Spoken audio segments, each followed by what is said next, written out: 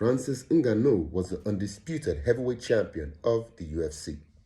He got this position by crushing Stipe Miocic in March 2021. But he has since been stripped of this title. Why did this happen?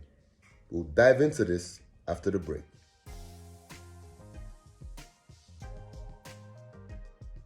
UFC boss Dana White actually said that Ngannou didn't want tough fights anymore. Didn't want to accept tough fights anymore. He just wanted to fight lesser opponents and make good money.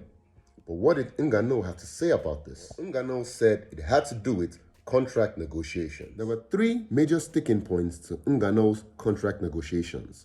The first thing he asked for was sponsorship, or the right to have sponsorship. This is not allowed in the UFC, and this is one of the things Ngannou wanted. The second thing he asked for was a fighter's advocate. Now, what's that? Now, this is someone that would sit in at board meetings and fight for the rights of the fighters in the UFC. The last thing he asked for was health insurance. He wanted all the fighters in the UFC to have health insurance. To which they asked him, "You can afford your health insurance?" He said yes. He agrees he can afford his health insurance. But his point was, what about other fighters, especially new fighters?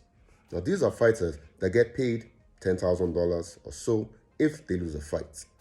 And these guys cannot afford the expensive health insurance. So that was a major sticking point for Francis Ngannou, being he was the heavyweight champion of the UFC. These failed negotiations, 36-year-old Francis Ngannou has hit the free agency market. It is yet to be seen if this decision lands him a high-profile boxing fight or another contract with another MMA organization. Do you think Ngannou's decision or his contract negotiations were right? Were they proper? Let us know in the comment section below, and stay tuned to Reason 'em Well.